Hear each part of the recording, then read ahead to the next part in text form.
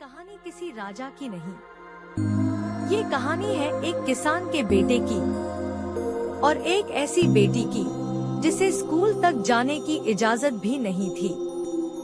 लेकिन इन्हीं दो आत्माओं ने मिलकर एक ऐसा दीप जलाया जो आज भी अंधेरे में उम्मीद बनकर टिमटिमा रहा है।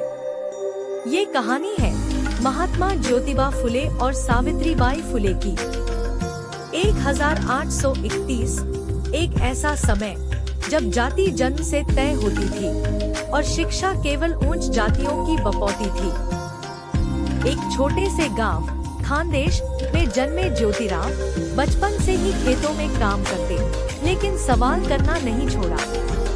और सावित्रीबाई एक 9 साल की बच्ची जो किताब तक को पाप समझने वाले समाज में बली दी। शादी हुई तो उम्र छोटी थी पर सोच बड़ी थी। सावित्रीबाई को पढ़ाने का बीड़ा खुद ज्योतिबा ने उठाया। सोचिए, उस दौर में एक पति अपनी पत्नी को पढ़ाना चाहता था और सारा समाज उसे नपुंसक, धर्मद्रोही और नीच कहता था। ब्राह्मणों ने उनके घर पर पत्थर फेंके, गोबर फेंका, स्कूलों को बंद करवाने की कोशिश की, लेकिन इन्होंने हार नहीं मानी। 1848 में सावित्रीबाई बनी भारत की पहली महिला शिक्षिका। उन्होंने पहली बार लड़कियों के लिए स्कूल खोला। हर सुबह जब वो स्कूल जाती, लोग उन पर पत्थर, कीचड़ और गालियां फेंकते, लेकिन वे हर दिन एक अतिरिक्त साड़ी साथ लेकर जाती थी ताकि गंदगी हटाकर स्वाभिमान से कक्षा में पढ़ा सके। क्या आप सोच सकते हैं, इतनी छोटी उम्र में इतना बड़ा साहस?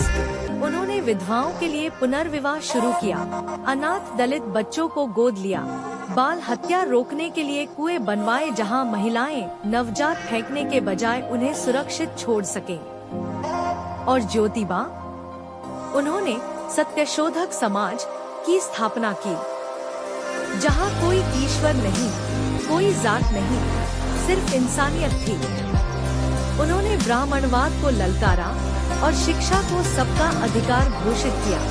ज्योतिबा और सावित्रीबाई केवल पति पत्नी नहीं थे, वे साथी थे क्रांति के। उनका रिश्ता बराबरी पर टिका था।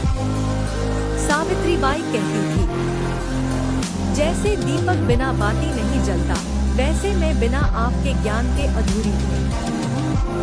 और ज्योतिबा कहते, जो स्त्री दूसरों को रोशनी देती है वो ही असली देवी है। ज्योतिबा 1890 में इस दुनिया से चले गए।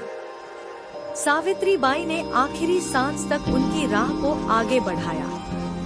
प्लेग महामारी के दौरान बीमारों की सेवा करते हुए उन्होंने खुद प्लेग से दम तोड़ दिया, लेकिन उनका जीवन आज भी हर शिक्षिका, हर दलित बच्चा, हर जागरूक इंसान की सांसों में धड़कता है। ज्योतिबा और सावित्रीबाई वो नाम नहीं, वो मशालें हैं जो आज भी जल रही हैं।